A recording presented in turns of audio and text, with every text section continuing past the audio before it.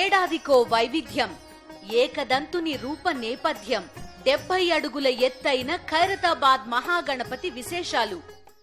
కూటమి ప్రభుత్వం అధికారంలోకి వచ్చిన తర్వాత సీఎం చంద్రబాబు నాయుడు ప్రాతినిధ్యం వహిస్తున్న కుప్పం నియోజకవర్గంలో అక్రమ మైనింగ్ వ్యాపారాలు విచ్చలవిడిగా జరుగుతున్నాయని ఎమ్మెల్సీ భరత్ చెప్పారు. అధికారులు చూసి చూడనట్లుగా వ్యవహరిస్తూ ఉండటంతో వీరి ఆగడాలు పెరిగిపోతున్నాయన్నారు. టీడీపీలో వైఎస్ఆర్సీపీ శ్రేణులపై టీడీపీ నేతలు ఒత్తిడి చేస్తున్నారని ఆగ్రహం వ్యక్తం చేశారు. లేని పక్షంలో తప్పుడు కేసులు బనాయించి జైలుకు పంపిస్తామని బెదిరిస్తున్నారని ఆగ్రహం వ్యక్తం చేశారు. కుప్పంలో వైఎస్ఆర్సీపీ గతం కంటే బలంగా ఉందంటున్న ఎమ్మెల్సీ భరత్తో మా ప్రతినిధి మూర్తి ఫేస్ టు ఫేస్. రాష్ట్ర ముఖ్యమంత్రి చంద్రబాబు నాయుడు ప్రాతినిధ్యం వహిస్తున్నటువంటి కుప్పం నియోజకవర్గంలో కూటమి ప్రభుత్వం అధికారంలోకి వచ్చిన తర్వాత ఇల్లీగల్ మైనింగ్ అనేది చాలా విచ్చలవిడిగా సాగుతుంది.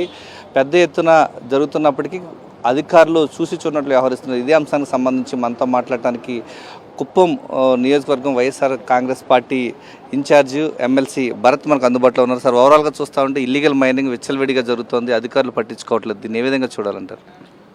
కూటమి ప్రభుత్వం అధికారంలోకి వచ్చిన వెంటనే నారా చంద్రబాబు నాయుడు గారు విజయవాడకే పరిమితం అయిపోయారా అనేటటువంటి విషయం నిజంగా మాకు అనుమానం వస్తుంది ఈరోజు. ఎందుకంటే ఇదివరకు ఏదైతే నియోజకవర్గాన్ని కొంతమంది అక్కడ ఉండేటటువంటి నాయకులకు వదిలేసి వారి చేతి కనుసైగల్లో ఆ నియోజకవర్గంలో అన్ని కార్యక్రమాలు జరుగుతూ ఉండేవి. వాటి అలా జరగకూడదని చెప్పి 5 సంవత్సరాలు మేము ఎంతో కష్టపడి కుప్పం నియోజకవర్గ అభివృద్ధి పదంలో పెడితే దాన్నంతా ఈరోజు పక్కన పెడుతూ అక్కడ ఉండేటటువంటి లోకల్ నాయకులు చాలామంది మళ్ళీ ఈ ఇల్లీగల్ మైనింగ్ కానీ అక్కడ ఉండేటటువంటి దందాలు కానీ రియల్ ఎస్టేట్ కానీ వాళ్ళు చెప్తే కానీ రిజిస్ట్రేషన్ జరిగినటువంటి సబ్ రిజిస్టర్ ఆఫీస్ కానీ ఇలా ప్రతి ఒక్క డిపార్ట్మెంట్ వాళ్ళ కనుసైగల్లో వాళ్ళ కబంధ హస్తాల్లో పెట్టుకొని ఆఫీసర్ని బెదిరిస్తూ కనీసం మా మీద దొంగ కేసులు పెట్టి మేము షూరిటీల కోసం ఎంపీడీఓ ఆఫీస్కి దగ్గర వెళితే అక్కడ ఉండేటటువంటి ఎంపీడీఓలు కూడా నిర్లజ్జగా ఒక ఆఫీసర్ అని మర్చిపోయి తెలుగుదేశం వాళ్ళు చెప్తే మేము షూరిటీకి సంతకం పెడతాం సార్ అనే దౌర్భాగ్యమైన పరిస్థితికి ఈరోజు కుప్పం నియోజకవర్గాన్ని దించేశారంటే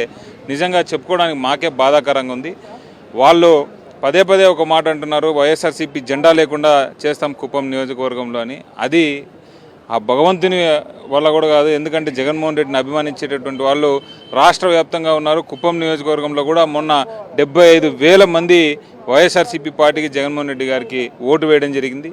ప్రజలు అన్ని చోట్ల మోసపోయినట్టే కుప్పం నియోజకవర్గంలో కూడా మోసపోయారు. కానీ వారు చేసినటువంటి తప్పుని తెలుసుకుంటున్నారు. ఇప్పుడు ఖచ్చితంగా కుప్పం నియోజకవర్గం పూర్వ వైభవంని మేము తీసుకొస్తాం. ఈరోజు కూటమి ప్రభుత్వం అధికారంలోకి వచ్చిన తర్వాత వైఎస్ఆర్ కాంగ్రెస్ పార్టీ నాయకుల్ని ప్రజాప్రతినిధులు కూడా బలవంతంగా వాళ్ళ పార్టీలో చేర్చుకునేటువంటి ప్రయత్నం చేస్తూ ఉన్నారు. పర్టికులర్గా కుప్పం నియోజకవర్గంలోనే ఇది ఎక్కువ జరుగుతుంది. ఏ విధంగా చూడాలంటారు? అంటే అదే వాళ్ళ కాన్సెప్ట్ ఏంటంటే వైఎస్ఆర్సీపీ పార్టీ జెండా అనేది కుప్పం నియోజకవర్గం ఉండకూడదు.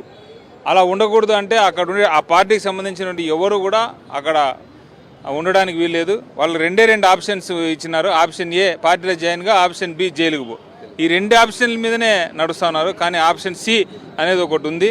అది ప్రజలు మనసులో పెట్టుకుంటారు. మా పార్టీ కార్యకర్తల నాయకులు అందరూ కూడా ఏమైపోయినా సరే మేము జగన్మోహన్ రెడ్డి గారితో నడుస్తామని దృఢ నిశ్చయంతో ఉన్నారు. మరి ఖచ్చితంగా అదే విధంగానే ముందుకెళ్తాం.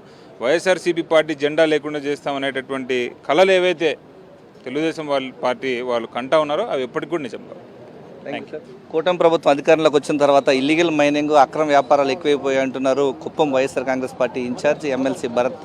ఈ నేపథ్యంలోనే వైఎస్ఆర్ కాంగ్రెస్ పార్టీ నాయకులను బలవంతంగా తప్పుడు కేసులు పెట్టి ప్రలోభాలకు గురి చేసి పార్టీ మార్చే ఆలోచన చేస్తున్నారు. ఎట్టి పరిస్థితుల్లో కూడా నిజమైన కార్యకర్తలంతా కూడా వైఎస్ఆర్ కాంగ్రెస్ పార్టీలోనే ఉన్నారని చెప్పేసి ఎమ్మెల్సీ భరత్ చెప్తున్నారు. కెమెరామెన్ శ్రీకాంత్తో విజయమూర్తి, సాక్షి టీవీ, చిత్తూరు నుంచి.